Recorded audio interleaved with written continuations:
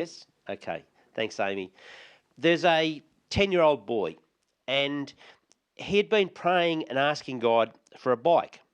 And a week went past, 2 weeks went past, and no bike. A month, and still no bike. So this little boy decided he'd change tactics. So he stole a bike, and then he asked God to forgive him. Now, we know that that's not how forgiveness is meant to work. So, so how does forgiveness work? How does it work between you and God, between us and each other? How do we how do we forgive ourselves when we mess up, when we make mistakes, when we make choices and decisions that hurt us, hurt others? How do we forgive ourselves? I can remember there was a drought here in Bairnsdale, and we had run out of all our water. The stock on our farm had no water, and the only way we could get them water was through our tank water, and our tanks ran out. And so we bought this big load of water, and it felt so good having water back in the tank. And I remember going off to church one Sunday morning and running the hose to fill up one of the stock troughs. When we got home late that afternoon, there was a flood everywhere. I hadn't turned the tap off, and I had emptied the tank. And the worst part about that was there was no one else to blame but me. It was me. And I couldn't blame Coral, I couldn't blame anyone. And sometimes in life, we do much worse things than that. I know I have. And how do we forgive ourselves? And so, um, what is forgiveness? Like, if I forgive someone and they're not sorry, does that mean they get away with it? Well, you ask such great questions.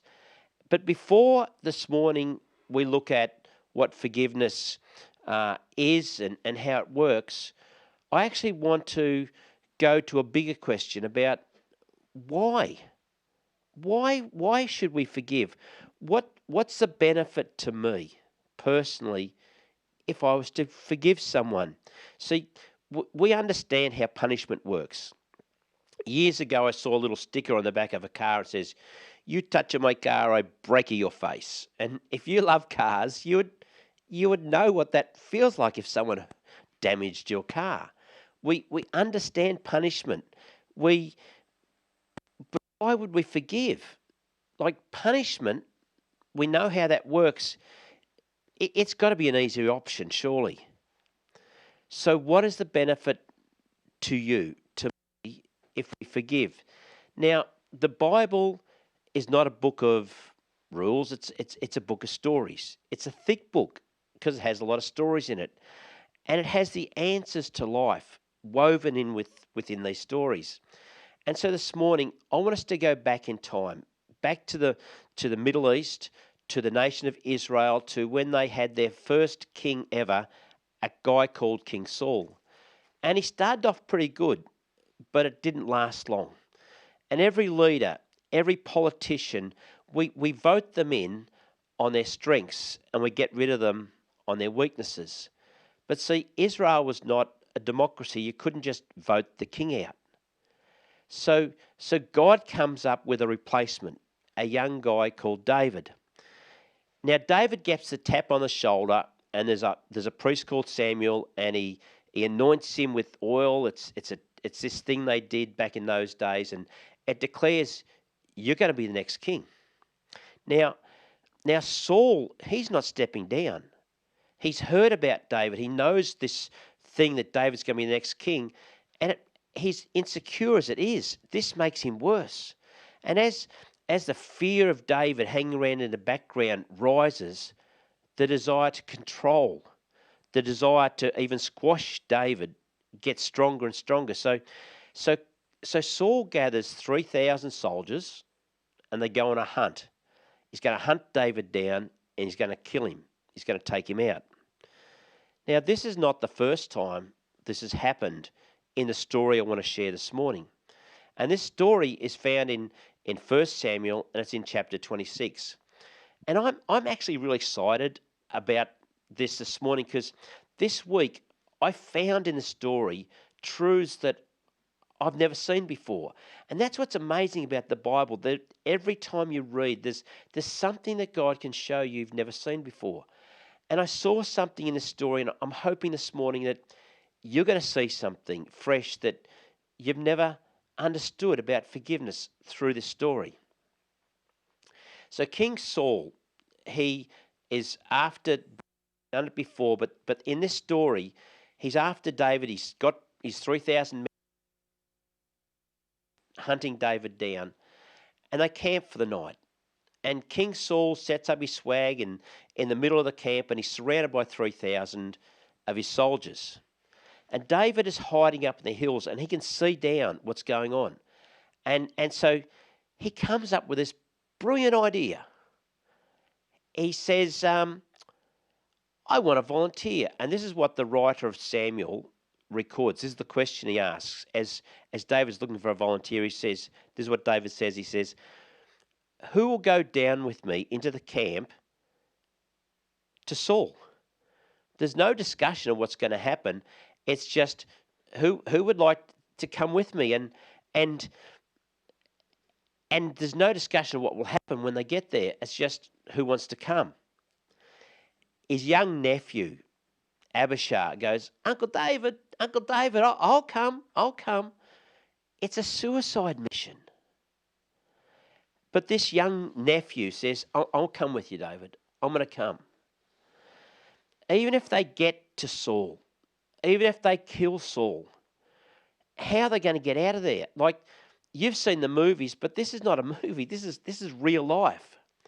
So they go down, it's dark, and they creep past all these sleeping soldiers, and they get closer and closer.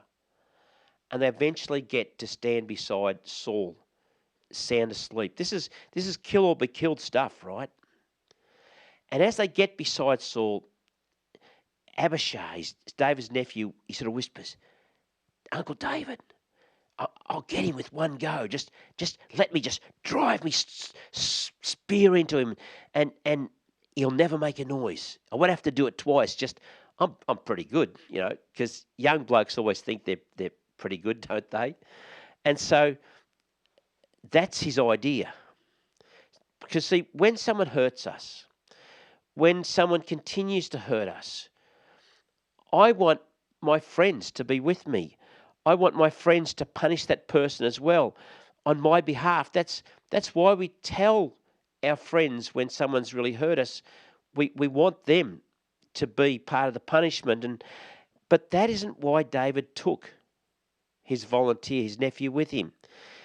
It wasn't why he took him there, because, see, he didn't take him there to protect him. He went there with a very different motive. If he'd taken him there just to protect him, 1 against 3,000 or 2 against 3,000 makes no difference. So why did he take him? Well, I think it's because forgiveness is a process that we're not meant to do alone. And for some of you, that might be a new thought. And next week, we're going to have a look at that in more detail. But I want to ask this question of you now. What does forgiveness do for you? What's the benefits? Well, it brings healing. It brings healing from the pain. It enables us to move on. It sets us free from a prison. Even just the mention of someone's name who's hurt you, if you're stuck in this prison, your stomach knots up. You don't want to even think about it, because you're controlled by what they did, and it can be years earlier. Forgiveness actually sets us free from this overwhelming desire to punish someone. Now, just going back to the story for a sec, Abishai says, let me fix him. I'll deal with him. And David says, well, it's not our call. That's not up to us. It's if Saul lives till he's an old man, if he dies of a heart attack next week, if he gets killed in a battle next month, the year after, whatever, that's God's call. That's not up to us. I'm not touching him. So they what they do is they steal Saul's spear and his little water bottle, and they're out of there. If David had killed Saul that night out of a sense of self-righteousness, out of this moral high ground, or if he had killed him out of self-pity, feeling like a victim that Saul has been relentlessly pursuing him, or if he'd killed him out of a sense of deep down anger and resentment. Like David's life has been changed. He's been forced to live in isolation in the desert, away from everyone he'd want to be with. And if David had done that, David would have become as cruel and as capable of being as cruel as Saul was. By killing Saul, David would have put another Saul onto the throne. If you don't forgive, like really forgive, in some way you become like the person who hurt you. If you stay angry with someone, it makes you feel sorry for yourself. And this sort of noble self-righteousness rises up in you. And it makes you able to justify self-indulgent behavior to the point where you can actually be cruel to someone else. You see it happen in divorced couples where people that once loved each other get to a place where they want to punish and they will criticize and they want to hurt the other person. And sometimes children can be used as a weapon in those situations. If you don't completely forgive someone, in some degree, evil wins. It gets into you. It makes you harder. And it keeps those who you love from being able to forgive as well. It keeps those that are loyal to you, that want to support you in that prison with you. A number of years ago, when we were living in Sydney, Coral was asked if she wanted to catch up with someone she hadn't seen for a long time. But the problem with the invitation was that this person she hadn't seen for this long, long time had really hurt someone that Coral loved. And Coral had this sense of loyalty to this person she loved, and so she said no. She would not meet with this person. And as we've talked about it since, and Coral said it was okay for me to share this, Coral came to a place where she realised that was actually the wrong decision. She was doing it out of loyalty, but that wasn't helping anyone. And so no one gets helped when we stay in this place of unforgiveness. When we forgive, it sets those around us free to be loyal to us, but they can also be nice to the person that mightn't have hurt them, but it hurt the person we care about. So in this story with David and Abishai, as they sneak out, they climb together up onto a bit of a hill. It's dark. And David yells out down to the camp and wakes everyone up. And then he says, sort of in the dark, "Where's the king's spear? Where's the king's water bottle? Weren't they meant to be beside his head when he's sleeping?" And suddenly they become aware of what's happened. And Saul recognizes David's voice. And David asks Saul in the dark, he says, why are you still pursuing me? What have I done wrong? And then he says something that I wasn't expecting. He says, if God has stirred you up against me, I'm actually open and willing to hear from God and to put that right if I'm at fault. If there's though other people have stirred you up, Saul, against me, well, let God judge them. But there's no blame at Saul. There's no desire to punish Saul.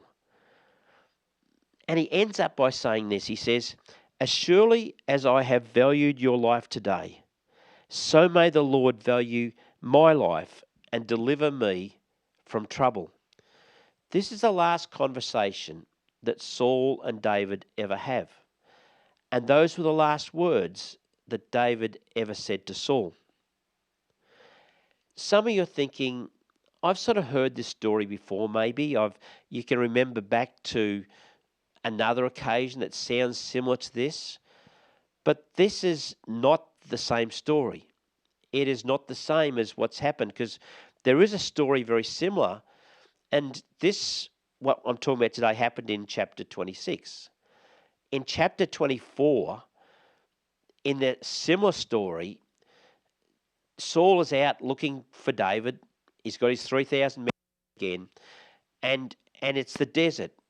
And the Bible records that Saul needs to go to the toilet. He needs to relieve himself. There's not a lot of trees out in the desert, and I don't know if you understand what the Bible's trying to tell us, but this is not like number ones. This is number twos. Like, you need some privacy when you're the king. And so Saul ends up going into a cave for a bit of privacy.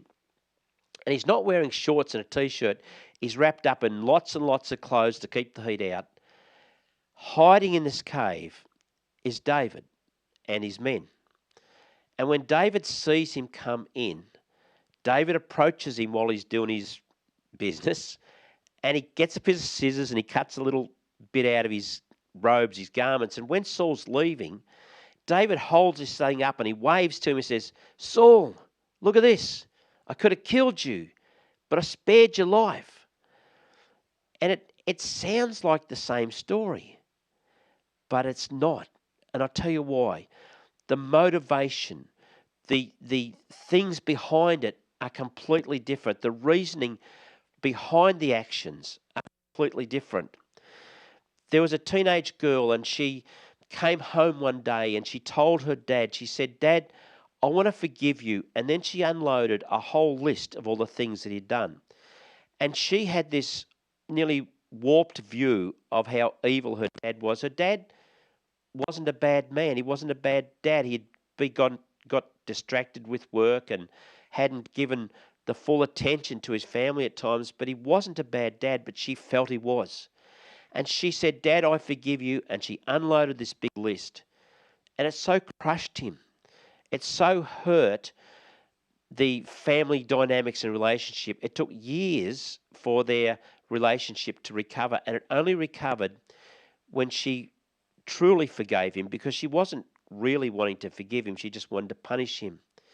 And we can use forgiveness as a punishment. We can use it, the words "I forgive," to bring healing. It depends so much on the motivation. And David wasn't really showing mercy. He was trying to show how much better he was than Saul. In both situations, David says he can't touch the Lord's anointing. But in the cave, David, he does it out of this noble high ground. He feels morally superior. He actually says to Saul, "My men wanted me to kill you. Everyone wanted me to kill you, but I'm too good for that. I'm amazing. I wouldn't do that." And it's this moral high ground that we can take when we're hurt. And as I said last week, if you feel superior to someone, you'll never forgive them. You'll never set them free. If you feel like you would never do what they've done, you can't forgive. It takes a humility to forgive. And as David at the camp, he had a different understanding. David got to a place, he says, "I can't touch the Lord's anointing because it's not my call. That's God's place. That's not for me to decide." But more than that, he actually valued Saul's life. And when we walk through forgiveness, we actually get to see the person that's hurt us through a different lens. They no longer are this monster. We can actually value their life. In the cave, David thinks that he's done nothing wrong. He's faultless. But at the camp, he says, "Well, if I've contributed to what's going on, I'm willing to understand and hear that and put it right." In the cave, in this first time, David wants Saul to be judged, to be condemned, to be vindicated, to be He wants to be vindicated, to be avenged. They're the words that David's using. Because David sees himself as so good and Saul is so evil. But at the camp, he doesn't even criticize Saul. And when Saul says, I'm a fool, I'm such a fool. David, come back and I'll look after you and everything will be wonderful. David goes, don't think so. How about you send one of your young men up and they can get the spear back and the water bottle, but we're going to keep going. Because forgiveness and trusting someone are not the same thing. They're completely unrelated subjects, and you've got to understand that forgiveness does not mean you have to put yourself back in harm's way to trust someone again.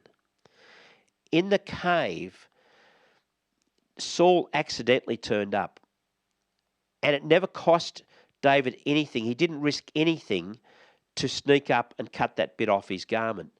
But in the camp, David put his life on the line. If they'd been discovered, David would have been killed. David risked his life to go down and do an act that showed unforgiveness and mercy and kindness towards Saul. He risked everything and he took the initiative. He wasn't just responding to something that happened. He actually made a choice to go down and do that. So what happened between the cave and the camp? How did David transform? Where was this process of forgiveness, this journey that he wanted? What happened in between? Well, chapter 25 happened in between. Between these two stories, there's another story. And this story is about a really pretty woman who's really intelligent. The Bible says she was intelligent and beautiful. And she's married to a mean man, a very, very rich man. And in this situation between the cave and the camp, is a moment when David is really, really angry. He's really angry at this rich man because while he's been hiding in the desert, David came across some blokes looking after the sheep, and they needed support, they needed help, they needed protection, and David went after them, and he found out they belonged to this rich man. And so at shearing time, when they had all come together, all the shepherds had brought the sheep back in and they were shearing them, David sent a few of his men over to this rich man and said, we looked after your shearers, your shepherds, when they needed help, so could you just give us a few supplies for us? And this rich man, Nabal, he goes, nah, I don't know David. If he wanted to do something kind for me, that's fine, but I'm not giving him anything back. Go tell him I don't care. When they went back, David got so angry. Oh, he got so angry, and so he says, grab your guns, grab your whatever. We're gonna ride into the sunset, and we're gonna kill this bloke. And this beautiful wife of this man, this intelligent woman, she finds out what's going on. She didn't know anything about what her husband had done, and so she jumps on a little donkey and she grabs some supplies and she goes out to stop David before he gets there. And when she intercepts David's charge down the hill to kill her husband and everything that he can do in response and retaliation, she doesn't tell David he's doing something wrong. She speaks to him about God's purpose for his life, that if you do this, it's going to derail, it's going to rob you of all the good things. God has something significant for you. Don't blow it all in resentment and anger, and she got through to him. And she said this. She said, don't let this be on your conscience, this staggering burden of needless bloodshed or of having avenged yourself. When David was really angry, he said this. He said, this man has repaid with evil. And he was right. But now, out of anger, he actually is going to repay evil with evil that's 10 times worse. He's going to kill him. The rich man just says, no, I'm not giving you something. But now David wants to kill him. That's what unforgiveness will do. It will take you to a place where you will do worse things than the person that hurt you in the first place. And that's why forgiveness sets us free from that place. It took a very beautiful, intelligent woman to set David free from this punishment paradigm. That he was going to, it would destroy David. And that the only way out was forgiveness. I want to finish with a personal story. About 30 years ago, we lost our farm, everything we owned. We let people down that we loved and cared for. And it happened slowly. When the fires came through, they wiped everything out suddenly. And for some people, you can rebuild depending on the finances, depending what's going on. But this was almost like worse than the fires because everything we had was. But it was as a result of a guy that I was in business with that did the wrong thing by us. I looked him in the eye and I put my hand out and we shook hands and made an agreement on something. And he went back on it out of greed and because he could. And as a result, we lost everything that we owned at that point of our life. I lost my dream. I lost my passion for what I was doing. And I can remember sitting at a table at my brother's Jeff's place, and some well-meaning Christians said to me, you need to forgive. And they were right, but they were wrong because they didn't understand timing. They didn't understand process. And I can remember just grabbing this cup, ceramic cup, and I just threw it through this sliding glass door, and I just screamed out at the top of my voice, but you don't understand the pain. I would lay awake at night and I would imagine ways to really hurt this person. Really creative ways. I'd love to tell you all the great ideas I had of how I was going to get back at him. Go forward 6 months. I'm driving back to Bairnsdale from Bega. I got a phone call and someone told me that this man that had caused me to lose everything I owned had also himself lost his own farm, his own business. He'd gone bankrupt.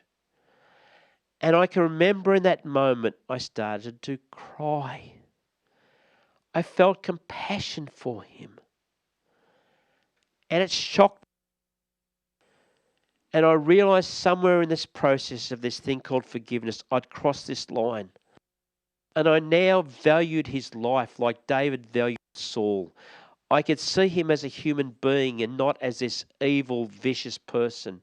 What he did was wrong. But forgiveness gives us a perspective that takes us out of a prison and we can actually be human again. We can see the humanity in another person. And next week, I'm going to look at what forgiveness is and how we do that. But I just want, just today, for us to realize that forgiveness is the greatest gift we can give ourselves. It's also a gift to give someone else. And next week I want to talk about how that forgiveness costs you something. So I'm going to hand back to you, Amy, and